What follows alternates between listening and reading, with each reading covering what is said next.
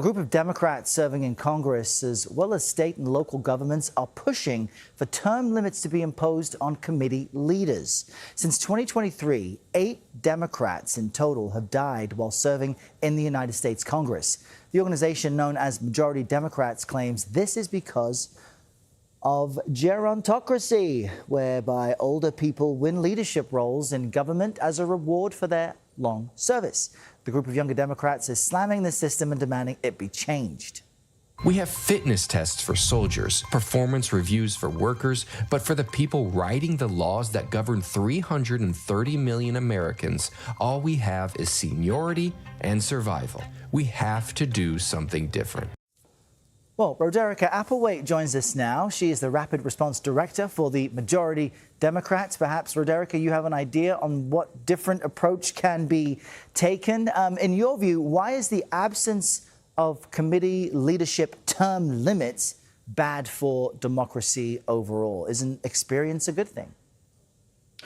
Experience is, of course, a good thing, but also that is predicated on the ability to actually execute that experience. And so at Majority Democrats, we are pushing to start that conversation to talk about the fact that, it just is a matter of fact. If you are not able to lead, you're not able to bring actual legislation about that is addressing a lot of the issues that Americans are claiming for. Affordable health care, affordable housing, just generally cost of living. And when you can't put those bills forward and really drive them forward, government is not going to be able to function as it's supposed to. And so that's part of what we're trying to, start today is have that conversation, and we're excited to drive that message. We mentioned 8 Democrats who've died while in office since 2023. 2 Republicans, though, have as well. Is this not just an issue with Democrats? Isn't this a kind of representation issue across the board?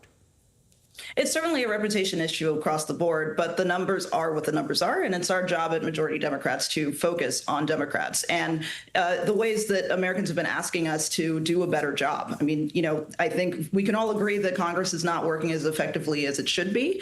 And so part of that issue is the fact that we have seniority getting in the way of actual execution.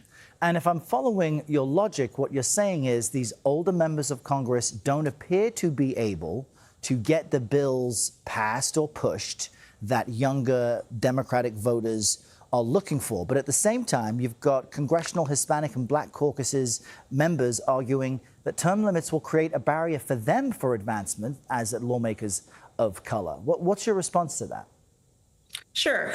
Obviously, that part is very important, and we respect the work that the CHC and CBC has been doing to drive effective agendas, especially for communities of color. However, age is still an impact, regardless of what caucus you belong to. And so we are simply arguing for these leaders to recognize that these pieces of legislation are not going to be able to move forward if we have committee members that are impacting the Democratic caucus overall. And so with majorities as tight as they are, and likely will be after elections this year, we want to make sure that if we are putting forward a Democratic majority that folks elected, that Democratic majority can actually operate for the entire 2 years of Congress. But what's interesting is the older Democrats with committee chairs have been elected. They are carrying out what people have sent them to Washington to do. So might this be an example of the increased